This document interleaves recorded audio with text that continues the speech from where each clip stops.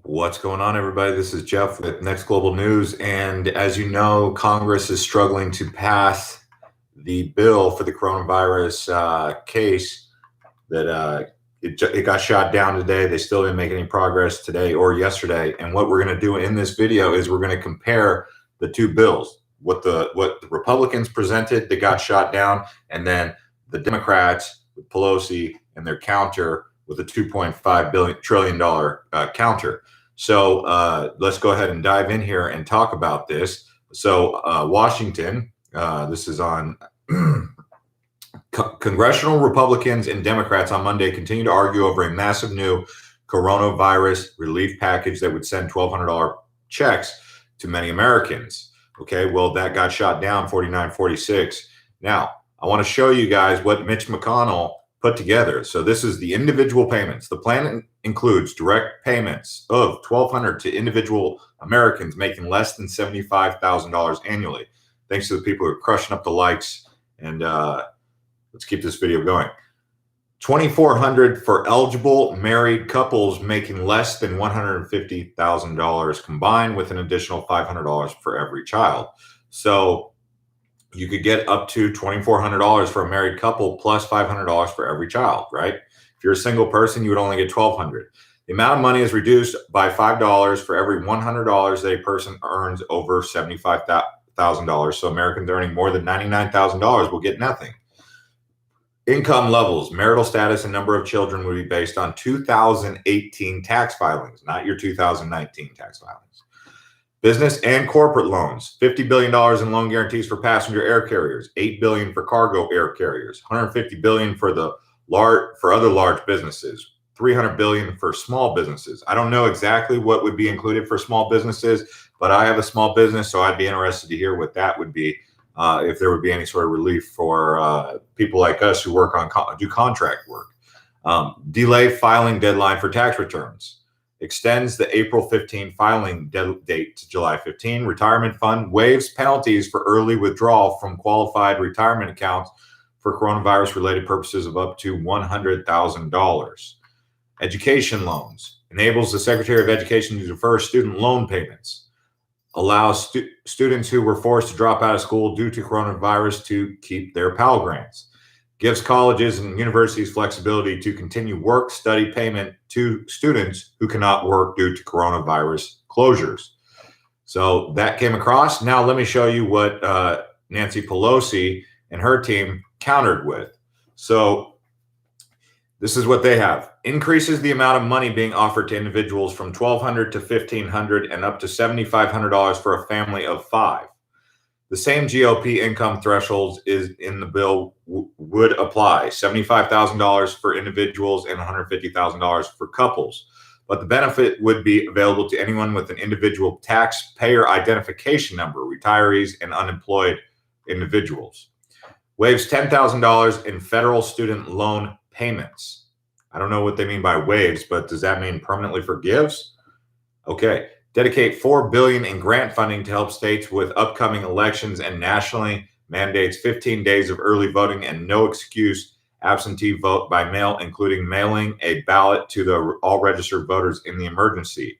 So this one here, I don't understand why they're trying to squeeze this in right now. So far the first two seem pretty reasonable, but this third one seems like they're trying to squeeze something in, and that's what's concerning. Whereas the Republican bill wasn't as friendly or as juicy as this Democrat bill, as I'm going to continue reading.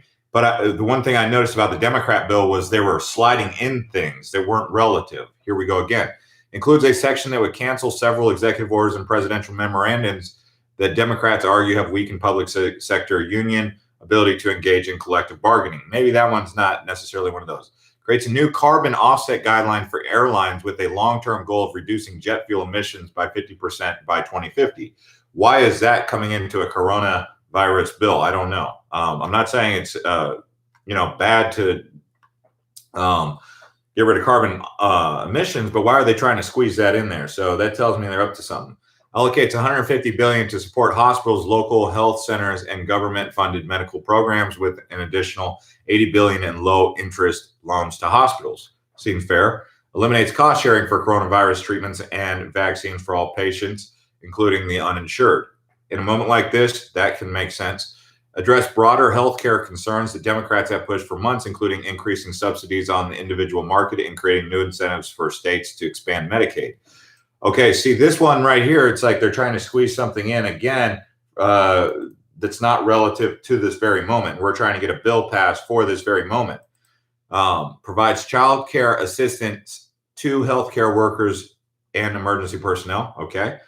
Would temporarily provide $600 a week to unemployed workers affected by coronavirus, self-employed workers, Americans whose contracts were canceled, and new entrants to the job market would also be eligible. I kind of like that one right there because it's also including people who are contract workers, not just people who were laid off or they were employed, because there is a lot of contract workers, landscapers and whatnot. People who work contracts are pretty common these days. Expands paid leave and family medical leave, as well as gives more money to food safety benefits. Okay, I guess that's necessary to do in this bill, but I'm not really convinced. Provides $500 billion in grants and interest-free loans to small businesses. Okay, that's interesting. I kind of like that too, especially this grants talk for small businesses. Creates a $200 billion stabilization fund for states and $15 billion for local governments through the Community Development Block Grant Program. The legislation also authorizes the Federal Reserve to purchase state and local government bonds. Okay, is that really necessary in this one? Pumps nearly $60 billion into schools and universities, with $50 billion provided to states for school funding and nearly $10 billion to higher education institutions. Okay. Dedicates $20 billion to reimbursing the U.S. Postal Service for lost revenue and forgives USPS debt. Okay, and why is that included in the coronavirus bill? I do not know. Requires company receiving federal assistance during coronavirus to institute a $15 minimum wage. Okay, that one is weird. Why are they slipping that in? Because they've been trying to get that across, and now they're just kind of like at the very end slipping something in, and they're like, so they got this juicy bill that's really interesting, but oh, by the way, I want to get one major achievement out of it. So a lot of this bill, it has some good stuff in it, but there's some things in here that you can tell they're trying to slip in here. So thanks to the 8 people who crushed up the likes. I guess the overall interpretation of the difference between the two bills is the Republican bill appears to be more corporate, like big company, corporate America, like favoring, and whereas the Democrat bill, to some extent, appears to be favoring the individual, the average Joe, not so much the corporate juggernaut, the people with the deep pockets anyway. So in this case, I would say that to some extent, I like the Democrat proposal a bit more. However, they threw in some things that make me lose confidence in what they're doing because they were trying to get things achieved politically outside of coronavirus. I think that if the Republicans counter with something that is a little bit more friendly to the average person, they can get some support behind it and it should pass. They might have to concede a little bit, volleying back and forth, but the Republicans should be able to come back with something a little bit better than what they presented, and we should be able to get a deal done. But neither of the bills, I think, are ready. I think the Republicans came up too short on the first try. The Democrats overshot, went for way too much, and now they need to come into the middle and put something together. But I like how the Democrats, believe it or not, we're thinking about small businesses and contract workers as well as the average Joe. And they also were talking about $1,500 per person and up to $7,500 for families of 5 during this crisis. This is not a permanent thing. This is during a crisis. So I thought they were being a lot more generous to the average American, which in this case is good, and not so heavily emphasizing corporate America and all of the big juggernauts who always get bailed out no matter what, and they don't have to go through any stress like the average person does. And that's kind of what I was trying to see. So I'm going to read some of these comments. CM says Democrats try to push the green bill in the Corona bill, which is weak. They should have bundled student loan forgiveness. It would have been better chances. Yeah, student loan forgiveness to some, like some sort of grants. I'm liking this. I'm surprised the Republicans didn't come to the table with some, grants or something. Why did they not do that? And why was there not much details about what they're going to do for small businesses. Rodney Williams says Pelosi is trying to push through because some Republicans are in quarantine. Yeah, I mean, who knows?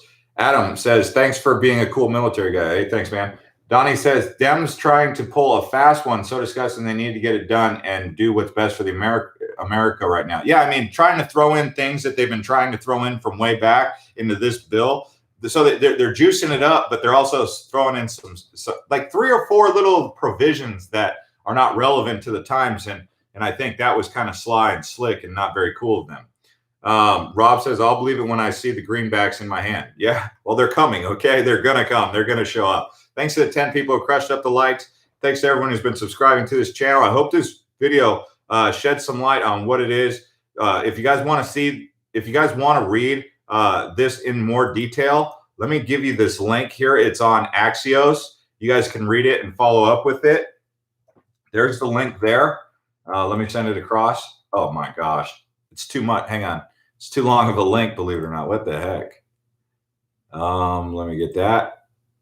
There we go. Let's try it one more time. I really want to get this to you guys.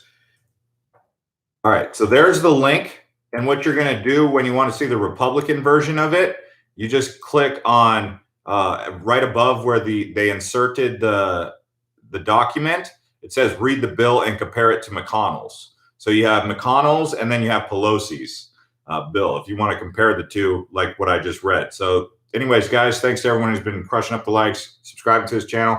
And I hope this video paints that picture that you guys were looking for. See you on the next one.